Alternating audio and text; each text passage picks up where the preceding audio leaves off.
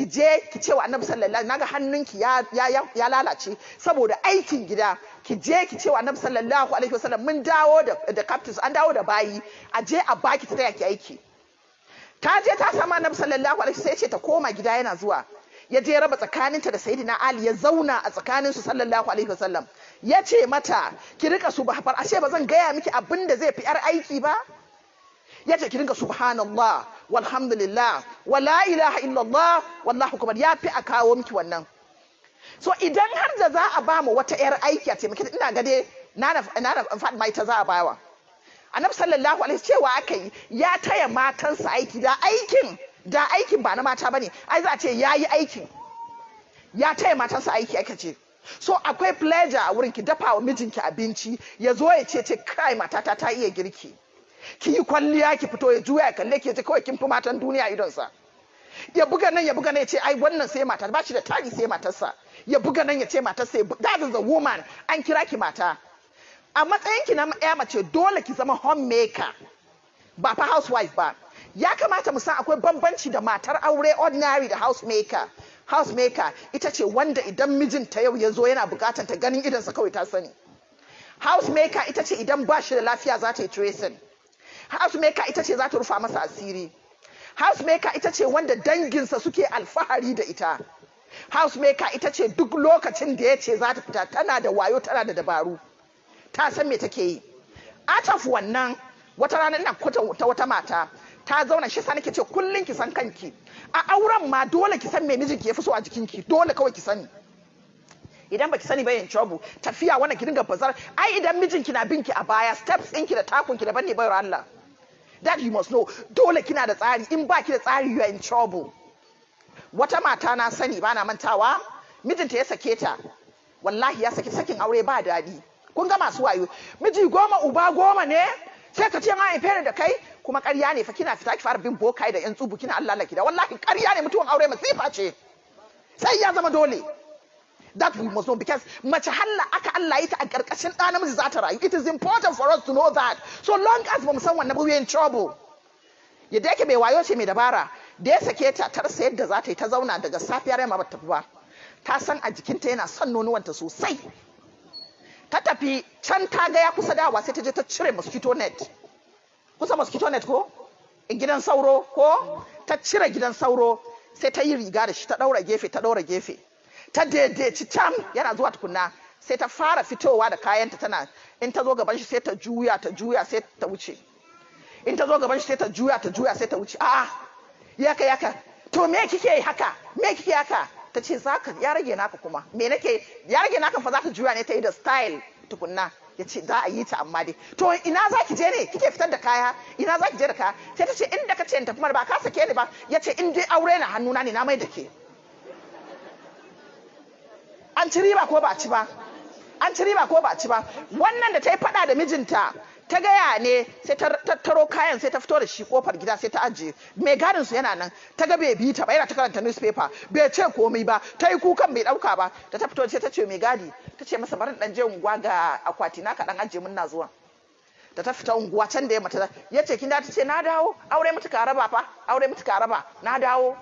Ta je kayanta, ke ko kina Allah auren mutu, kuma ƙarya ne. Ki je gidan ku ɗaki ɗaya, babanki na fama ya gama da duniya lafiya, you don't respect him, ki je ki haɗa mishi tension, ki kai shi lahira bai shirya ba. Kuma ki ce wannan maza, muna auren maza da ba su san me aure ba. Idan kina nema ki san mazan mu da ba su san me aure ba, come to them. Muna magana ne me yake kashe aure. Haka ne zaki auren dan mijin da zai gaya miki kullu ya hana ki barci da daddare, ya tada ke, ya ce miki kaza a cikin duk sunnonin Annabi sallallahu alaihi wasallam, wanda namiji ya fi so shine aure. Amma kuma baya koyi da Annabi sallallahu alaihi wasallam. Shine aure. Namijin da za a ce miki kin dafa abinci, ya ce miki ya gode. Ya ce miki ya gode, ba zai faɗa ba. Ba zai taba ce miki ya gode ba. Namijin da zai zo ya ce Allah ya miki albarka, ba zai ce Allah ya miki albarka ba. Ya ce miki ki tashi ki addini, ba zai faɗa ba. Idan kika gan shi yayi kwalliya, ya sanya turare, ya kafa hula, to wallahi ba wurin ki zai je ba, zai je wurin wata ne a waje. Idan ya dawo gida wurin ki, zai dauko jallabiya ne zai maka. Idan ya baka jallabiya, sai ki ga yana kafafa, barin duniyar nan na yanzu, sai ki ga yana chatting, yana wuri da ido, yana muzurai da ido. Idan ya fara haka, ke kuma ba koma ɗaki zaki ki dinga kuka ba, wallahi akwai jarabawa rayuwa wanda tactics ne, courses ne iri-iri dole mu koya wa mata. A matsayin annabi sallallahu alaihi wasallam ya yi amfani da turare, ya ce yana son turare, yana son mata, so dole mata mu sani son mata da maza suke sunna ne na maza. Namiji ko mahaukaci ne, this you should know, mahaukaci kun dai zai ci abinci mummuna, zai fara ya kwarkwata a jikin shi yana wari, amma wallahi mace na gilmawa zai daga ido ya kalle ta ya san mace ce. Wannan aikin baya batawa. So idan baki yarda da wannan bayan trouble, amma problem din shine ki san kanki. Idan zai aura miki mata hudu, fight for yourself. Kar ki tsaya baki da leke a kofa. Wani lokacin Allah ya sa mana cikin masu rai, zan zo muku rabe-raben kishi guda bakwai out of it. Muna ganewa? Tunda na kamar yan dawaki suna da yawa. Kuna ganewa?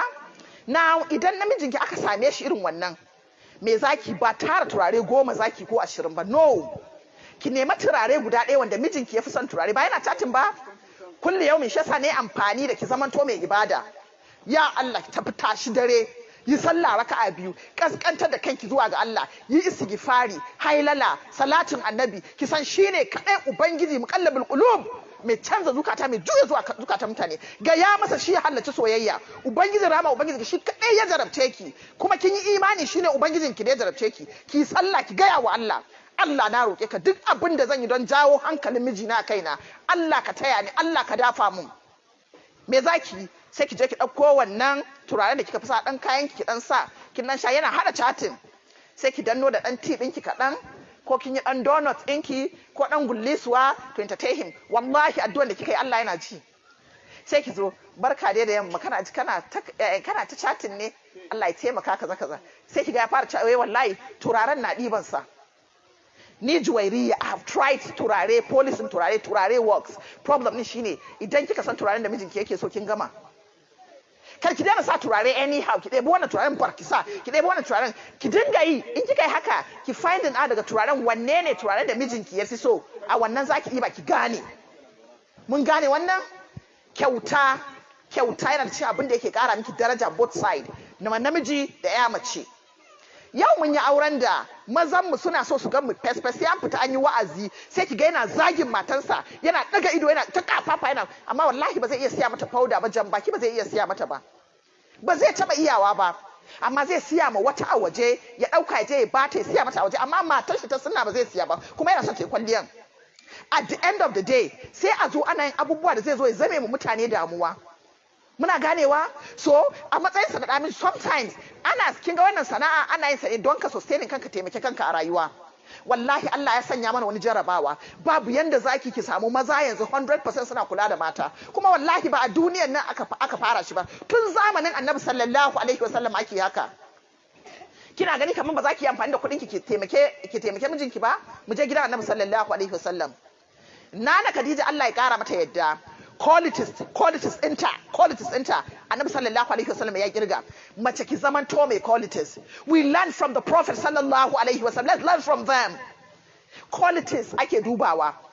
Na farko business ne ya hada Annabi sallallahu alaihi wasallam da Nana Khadija Allah ya kara mata yadda. Business ne ya hada su. Ta duba ta ga yana da amana, yana da gaskiya, yana da white, ta dinga jerawa. Ta tura kawarta aka nemo, aka ce yana son ta. She used her money. Ba shi da kuɗin da zai iya rufe, because multimillionaire ce. He married her. Kuɗin ta yi amfani da shi. Kuɗinta ta yi amfani da shi wajen musulunci, wajen tara mutuncinta da waye. She used the money. Kuɗin nan da muke magana ta yi amfani da shi. Wata rana Annabi sallallahu alaihi wasallam bayan ta rasu, yana zaune da shi da sunana Aisha, suna zaune a cikin gida. Sai ga ta nan ta yanko, wata kawar Nana Khadija kenan. Sai ta yanko tana zuwa, sai aka ga Annabi ya tashi, irin kaga an august visitor, ya tashi ya miƙe. Da aka ga ya miƙe, sai aka ga ya cire rawanin sa yana shufuda. Nana Aisha ta ji mamaki, ta ce ya Rasulullah, ni kan wace ce wannan? Sai ce kawar Nana Khadija. Ta ce wace ce ni kan Nana Khadijan nan? Bai ce mata komai ba. Baguwa ta zo, ya gama entertaining ɗinta, aka yi abin da ya dace. Bayan ya gama ta tafi. Da ya washe gari da safe sai je kofar Nana Aisha Allah ya kara mata yadda, sai yi sallama ta fito. Yace jiya kin tambaye ni wace ce Nana Khadija? Yace ita ce matar musulma, mata ta farko da ta fara musulunta. Yace ita ce uwar yayana.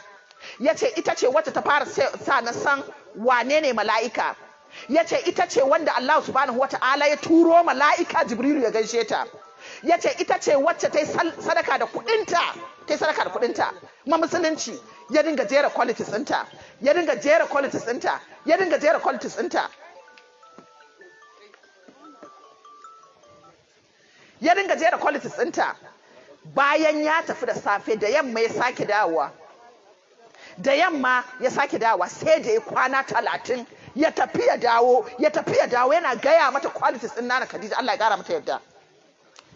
Ki nema qualities a wurin namiji. Wannan ya nuna mana cewa mace tana neman matsayi ne a wurin namiji with everything of your life. Aljanna wallahi ba neman ta da wasa.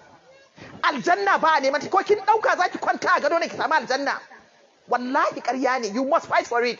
Allah subhanahu wataala ya taimake kuma da rahamarsa. Zainab binti Jahsh lokacin da Annabi sallallahu alaihi wasallam ya auro ta, tarihi ya nuna kyakkyawa ce, tana da business ana kiranta Ummul Masakin. Idan ta shiga ɗaki, by the time ta zauna, Annabi sallallahu alaihi wasallam in zai je ɗakin ta, Sunana Aisha za su ce to in ya shiga shikenan za ta dauke masa hankali, me take yi ba sani ba. So rayuwar mace da miji akwai sirri. In kina so ki burge mijinki, akwai sirrin da zaki daga keshe shi ko kawa ba za ta sani ba, balle a tona miki asiri. A wannan lokacin a'a za ta bashi zuma, za ta bashi nama, za ta yi waye za ta bashi. She was sustain him. She has the money. Ita ce wacce ta dafa abin lokacin Annabi sallallahu alaihi wasallam ga sahabbai sun zo ranar girkin Nana Aisha ne, yace bar ta dafa wani abu a kai masa. Aka dauka za a je a kai, an ja Nana Aisha ta buga kwado ya fadi. Bayan buga Annabi sallallahu alaihi wasallam yayi murmushi, yace yau kishin mahaifiyarku ya tashi, ya tattara. Da su ta wucewa is nature, kishi gaskiya ne, amma wani irin kishi. Mun gane wannan? So idan mijinki ya kauce, farko ba za ki ce Allah ya tsine masa ba. Mata muna da rauni, addu'an mata karɓaɓɓe ne a wurin Allah subhanahu wataala. So mu zamanto da yau wallahi masifu da muke fuskanta a gidan aure a duniya yau, na rantse da Allah mata muna da kaso 50 zuwa 60 a ciki. Matukar ba mu yadda da wannan ba, so we are in trouble. Mu daina ganin gidan mutane, kowa da irin jarabawan shi. Bayan da zaki wai ga masu kuɗi suna nan suna kwance a asibiti, wani ma wallahi ci ya gagare shi. They are there in the hospital, suna nan ga kuɗin amma kuɗin ba zai musu amfani ba.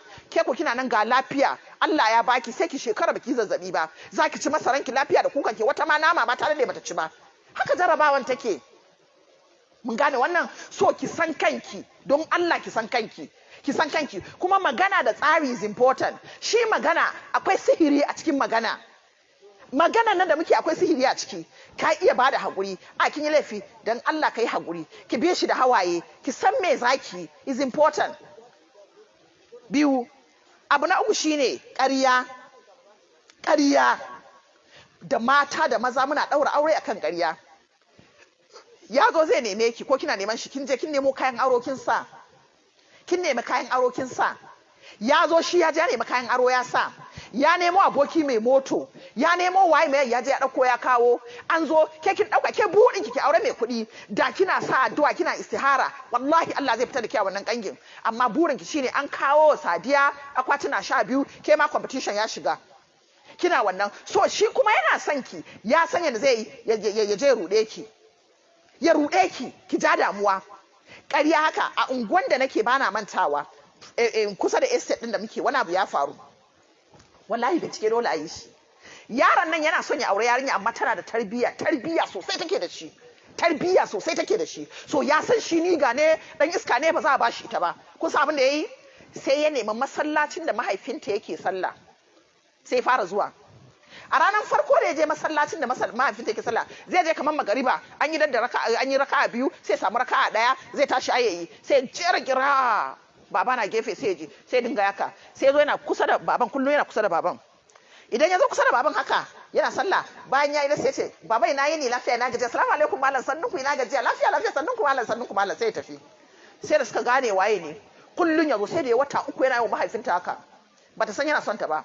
Sai da ya tabbatar da ya gane shi da kyau a mutumin kirki, sai fara zuwa gidansu. Ran da baban ya yi ido 4 da shi, malam wane ina gajiya lafiya, shiga mana shiga da shi gida, buɗe mishi ɗayan falo, shiga da shi gida. Labarin da nake muku ya aure ta. Kun ga ɗaya? Na biyu, kar ki bari namijin da zai neme ki, ya neme ki da zina, ya miki ƙarya. ya neme ki da zina ya miki ƙarya, matsala ce. Kuna ji? Kar ki bari ya neme ki da zina ya dawo ya ce ya gwada ki da zina. Duk namijin da ya kuskure ya gwada ki da zina, wallahi tallahi in shi kadai ne a doron kasa ki rabu da shi. Ya gwada kanshi mazinaci ne, because zina wani abu ne mai kunya da mutum ba zai iya furci da shi ba wallahi. Zina abu ne na tir that he cannot try you. Ke da ke zama ki zama uwar al'umma, ake so a yi alfahari da ke, yaushe a rayuwa za ki zauna ki ɓata rayuwanki ya zo ya cuce ki. Wallahi kar ki gwada wannan, kar ki kuskura ki yadda da wannan. Amma yau zai je biya sadaki a gidanku, dama tuni ba fa auren ki yake son yi ba. Zai je kai sadaki gidanku, idan ya kai, shine ƙaryan da yake yi din kenan. Ƙaryan kenan, ya zo miki ƙarya ya ce wallahi you are the most beautiful, ya fara ka you are so beautiful, ya taba ki a fuska, akwai matsala. Ga wani abu ya hau miki kan riga, akwai matsala. Juya bayan gani, ke kuma ki juya, akwai matsala. Wannan barin gaya muku a Katsina, ba da mantawa a Katsina, ya zo gidansu yarinya ya neme ta da zina, ta masa kaca-kaca. Da ya koma sai ya buɗe baki sai ya ce a gida, bayan ya koma sai ya ce ai abin da ya sa ya zo da bai ɗauko wani ya zo ya ce wallahi yayi ne ya gwada ta, don an gaya masa ta tarbiyya, to yayi ne dama ya gwada ta. Ɗauka gaskiya ne, ya yi amfani da harshe ya ruɗe ta. Shi yasa na ce duk wanda ya gwada ki da zina, don go there, wayo ne kawai da dabara, amma halinsa ne. Domin wallahi abin kunya ne mutum ya buɗe bakinsa in dai yana da mutunci ya kamanta wani abin zina on you, in dai har neman Allah da annabi ne. Wannan mutumin bayan ya zo ya nemo aboki, aka zo in gaya miki yau ya zo ya yi kyauta, gobe ya zo ya yi kyauta, jibi ya neme ta for 1 month. 1 month aka zo aka yi aure, ya bada sadaki 250,000, ya bada akwatina guda 12. Ya ce wa baban kar ya yi kaya, kar ya damu, za su je honeymoon. Ya dauke ta one of the best hotels, ya je suka zauna for 1 month. Bayan an gama, ranar da safe ta tashi sai yan hotel suka ce ya ajiye a aika a karkashin filo. Ta daga filo sai ta ga check din 1 million, sai ta ga ya rubuta saki. Aka fi kun sabon tsoro, ashe sunan shi na ƙarya ne, ba a ma san shi ba, shi duk wanda ya ɗebo su hayan su yayi. Kun ga da tarbiyyar ta da kuwa, so ke mai tarbiyyar ma baki tsira ba, wallahi baki tsira ba. Bayan yayi wannan, aka je 2 months later aka je asibiti aka duba, sai aka ga tana amai ciki. Baban lokacin da aka san ƙarya ke, aka fara ne